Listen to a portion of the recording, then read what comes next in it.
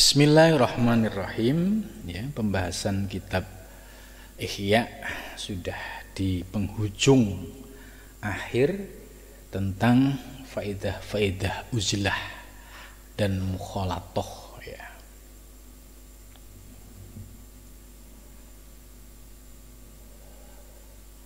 Nah, ini ada penjelasan wal farqu bainal alim was sufi. Nah, ini wal farqu dan bermula perbedaan bainal alim antara orang yang berilmu was sufi dan sufi ya. Itu fi dhahiril ilmi, dalam zahirnya ilmu.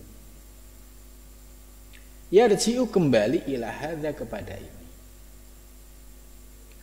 Wahwa, yaitu annas sufiya, sesungguhnya sufi la yatakallamu ila an halihi.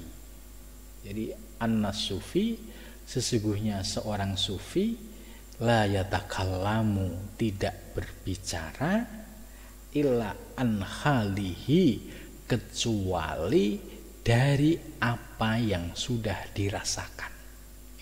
Ini seorang sufi. Jadi dia akan berbicara, berkata, menjelaskan apa yang sudah dirasakan dan dialami. Ini pengertian seorang sufi. Fala jaroma, maka pasti ya, tidak ada keraguan lagi. Tahtalifu azwatuhum, berbeda jawaban mereka fil masail, terhadap berbagai macam masalah. Ya, contoh tadi ya, kita melihat dalam penjelasan kitab Bidayah ya, seorang sufi ketika mau wudu itu ya ilmunya cukup panjang ya. Kenapa?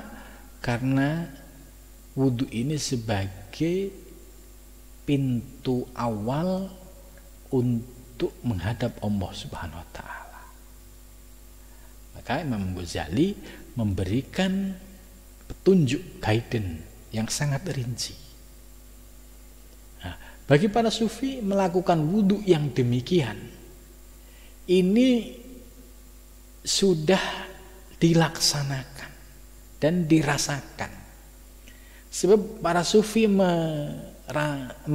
merasakan bahwa godaan orang sholat, yaitu munculnya min hamajatis syayatin, munculnya bisikan-bisikan dari setan.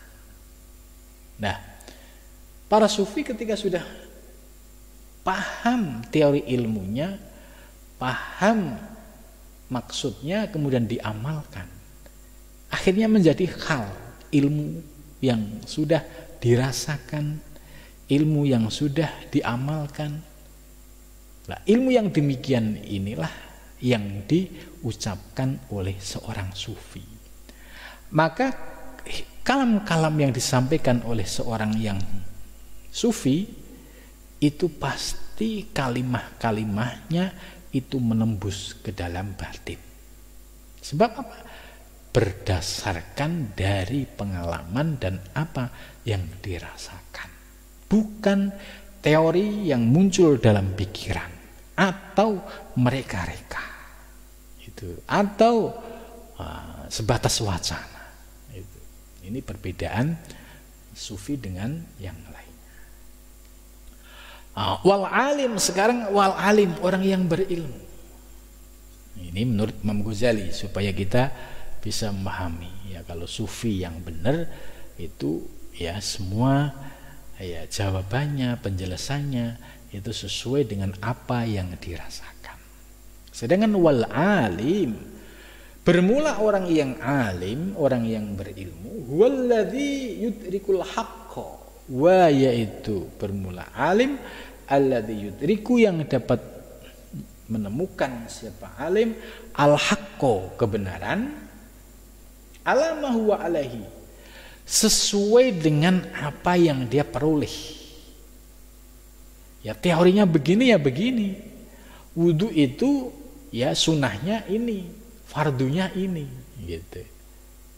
Ini ibarat orang yang alim karena dia paham teorinya, gitu. Wala yang duru ila hali nafsihi, dan dia tidak pernah melihat kepada keadaan dirinya. Ya. Fayakshifu al-haqqa fih, maka Allah ya membuka, menyingkap ya fihi, di dalamnya. Wa dzalika mimma la yahtalifu fih, dan demikian itu termasuk sesuatu yang tidak berbeda di dalamnya. Fa innal haqqo, maka sesungguhnya kebenaran ya wahidun, itu satu, abadan, selamanya. Wal qasir, dan bermula orang yang qasir, orang yang kurang, ya artinya orang yang ya bukan alim dan bukan sufi, gitu. Alal haq, atas satu, ya kasirun itu banyak, la yusha, tidak dapat dihitung. Ternyata orang yang qasir itu yang ya nggak paham ilmu, ya bagaimana ilmunya nggak paham, merasakan tidak pernah, kemudian menjelaskan. Nah ini model-model seperti ini layu banyak banget, tidak dapat dihitung. Walidzalik, dan karena itu suila, ditanya siapa as-sufiyah, orang yang ahli sufi, anil fakri, dari kefakiran. Fama min wahidin illa wa ajaba dijawabin ghairu jawabin akhar, maka tidak ada seorang pun yang menjawab kecuali jawaban ya selain jawaban yang lain. Wa kullun dzalika haqqun, dan demikian itu hak, sebuah kebenaran, bil idhofah, dengan disandarkan ila halihi, kepada hal-hal itu, pengalaman yang dirasakan. Walaysa bihaqqin fi nafsihi, dan tidak juga ya menjadi bagian dari kebenaran di dalam dirinya. Idil haq, karena sesungguhnya kebenaran la yakunu illa wahidan, tidak ada kecuali satu. Walidzalik, dan karena itu qala Abu Abdullah Al-Jalla, waqad su'ila anil fakri, ketika ditanya tentang fakir itu apa? Faqala idrib bikamikal khaid wa qul rabbiyallah fawwal fakru. Ya, maksudnya lemparkan ya pakaianmu ya kepada orang yang sedang menjahit dan katakan, Tuhanku adalah Allah, fahuwa al-fakru. Ini pendapat dari Abu Abdullah Al-Jalla. Wa qala Al-Junaid, ketika Syekh Junaid ditanya, al-fakir walladzi la yas'alu ahadan. Menurut Syekh Junaid Al-Baghdadi, fakir itu siapa? Yaitu orang yang tidak pernah meminta ahadan, seorang pun. Wala yu'aridu wa in urido sakata. Ya, ini menarik. Jadi menurut Syekh Junaidi ya, fakir itu siapa sih? Fakir itu orang yang tidak pernah meminta kepada seorang pun, dan juga tidak pernah yu'aridu, itu kayak menampilkan sesuatu sebenarnya dia butuh tapi tidak diucapkan gitu. Nah, orang-orang yang seperti ini disebut fakir yang hakiki. Jadi tidak pernah meminta kepada seorang pun, dengan kata lain kecuali kepada Allah. Tidak pernah meminta-minta kepada manusia. Ya, tidak pernah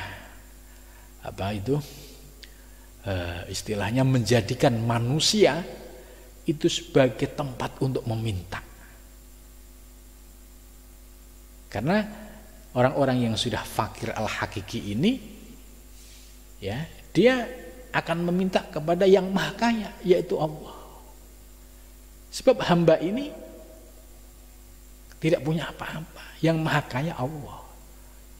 Kalau kita sudah paham bahwa yang kaya Allah, kenapa kita harus meminta kepada yang fakir? Jadi seorang fakir yang hakiki tidak mau menodai hatinya dengan meminta sesuatu, ya, apalagi sesuatu itu terlintas, ya, dilihat dari sisi makhluknya. Bagaimana kita dalam berhubungan dengan masyarakat, ya, dengan realitas. Nah, misalkan kita dalam kondisi di sebuah situasi, ya, yang mau tidak mau harus berkata. Ketika kita harus menyampaikan sesuatu untuk berkata, ya katakanlah. Tapi secara iktikad, keyakinan, ya, kita tidak pernah meminta semata-mata kepada makhluk, tapi memohon pertolongan dari Allah. Ya, pertolongan Allah munculnya tidak langsung turun dari langit, tapi pertolongan Allah bisa melalui hamba-hambanya. Itu. Maka ketika mendapatkan pertolongan itu jangan sampai pandangannya turun melihat kehambaan, tapi tetap berkata, ya Allah, alhamdulillah ya Allah, Engkau telah mengabulkan. Bagaimana sikap kita dengan orangnya secara hubungan sosial? Ya, kita harus menyampaikan terima kasih. Terima kasih Pak, ya, telah membantu kami. Ya, ucapan terima kasih secara lahiriah ini itu penting, karena kita sebagai makhluk sosial, sebagai adab, sebagai etika. Tapi yang lebih penting lagi, kita berterima kasih kepada Allah, karena hakikatnya Allah lah yang memberikan pertolongan. Nah, syukur atau berterima kasih kepada Allah yang proporsionalnya ini penting. Jangan sampai kita dominan di hakikatnya. Contoh, ya semua kan milik Allah, terus ada orang yang bantu ngasih, nggak mengucapin terima kasih, ya. Kenapa kok nggak terima kasih? Ngapain terima kasih sama dia?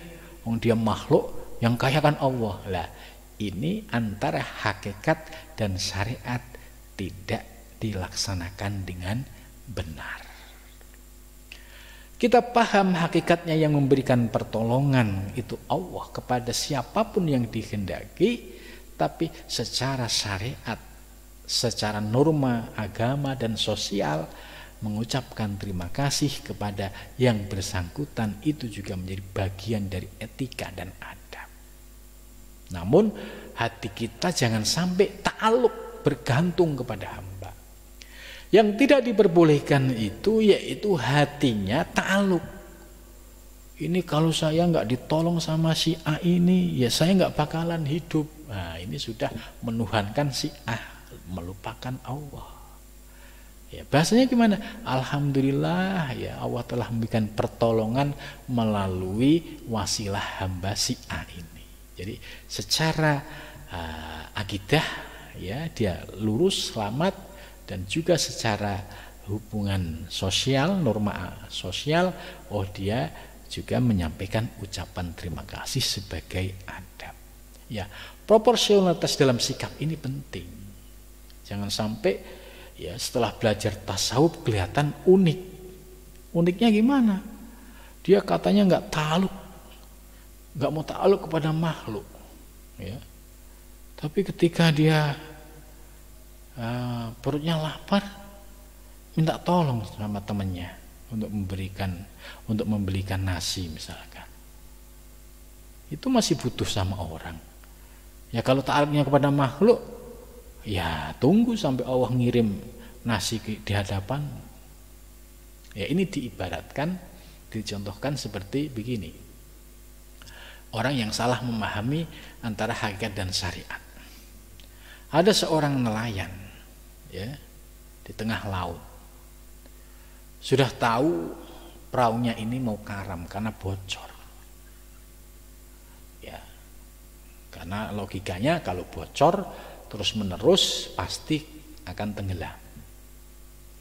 Nah, orang ini lagi mabuk hakikat, ya, ketika ada nelayan yang lain mau menolong, hei ada apa, kok perahumu itu semakin tenggelam, ya, tidak perlu kalian ngurusin saya sudah minta tolong kepada Allah Subhanahu wa taala. Ya, padahal orang tersebut nawari, apa perlu saya tolong? Ini ikut ke perahu saya. Tidak, saya cukup pertolongan dari Allah. Sampai akhirnya tenggelam dan akhirnya orang tersebut tenggelam dan meninggal dunia. Ya. Ini perumpamaan orang yang salah memahami tentang pertolongan Allah.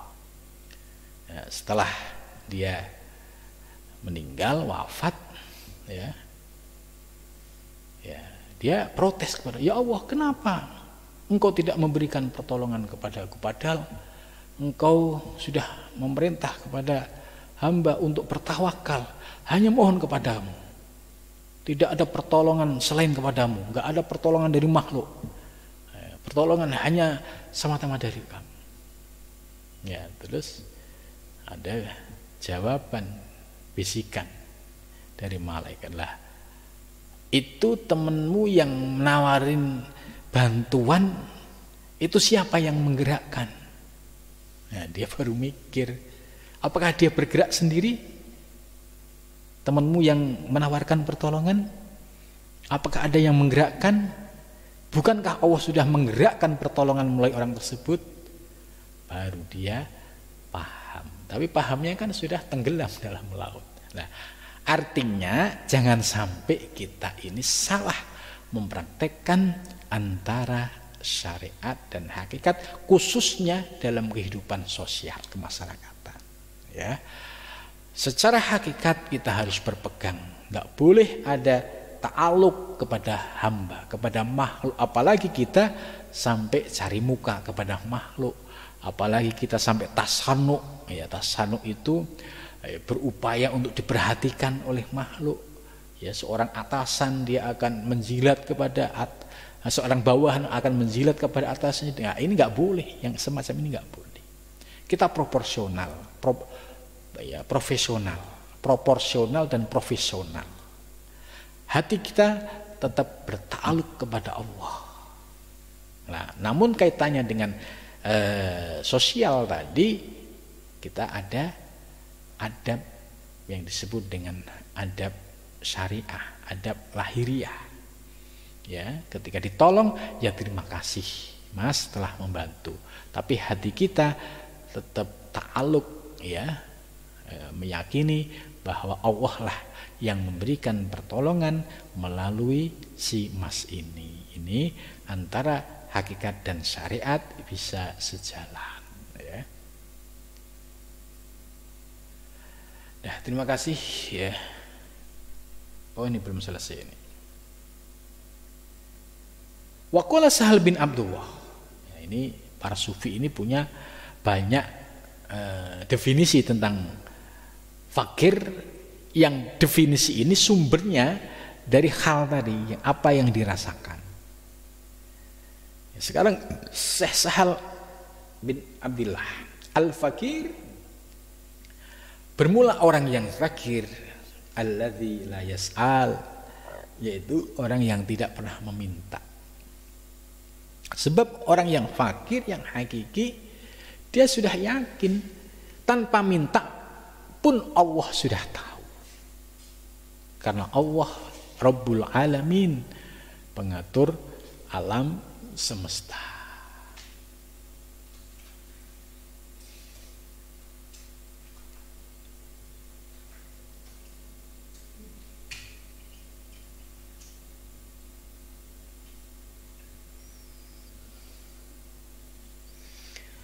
Kemudian waqala akhar, ada waqala Ibrahim al-Khawas, huwa tarkus syaqwa wa idharu asharil balwa.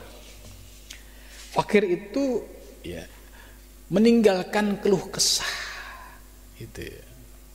Jadi kalau kita masih keluh kesah ini berarti kita belum sampai pada tahapan fakir, ya wajar ya. Dan juga wa'id haru asaril balwa ya, dia menampakkan dari pengaruh sebuah musibah. Jadi artinya dia menyadari bahwa posisi dirinya itu sebagai seorang fakir yang hakiki, yang benar-benar tidak punya daya, kekuatan apapun. Ya, yang ada hanya daya dan kekuatan dari Allah Subhanahu wa taala. Ya, kemudian selanjutnya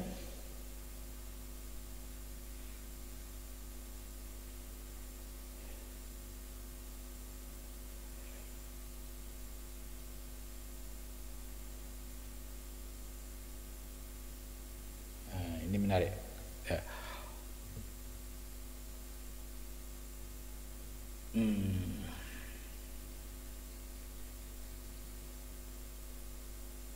Fahada yushbihu ajwadu sufiyah wahtilafihim fa inna kulla wahidin min haula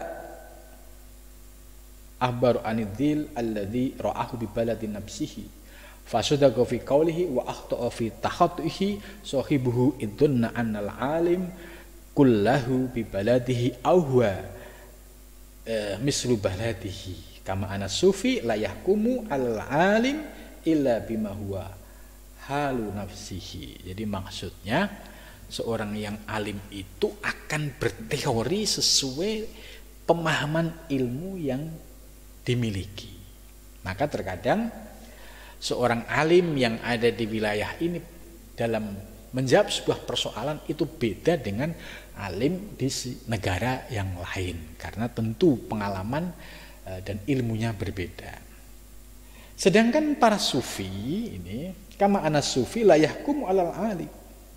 Ya, bahwa sufi itu la yahkum tidak menghukum alal alim atas orang alim illa bima huwa halu nafsihi, kecuali dia mengetahui merasakan apa yang dia rasakan. Itu wal alim bizawal walladzi ya'rifu ila taturidil wa qasrihi wa ila ikhtilafi bil bilad fayukhbiru bi ahkamin mukhtalifah fi biladin mukhtalifah wa yaqulu fi ba'diha la yabqadil wa fi ba'diha yatulu wa fi ba'diha yaksuru.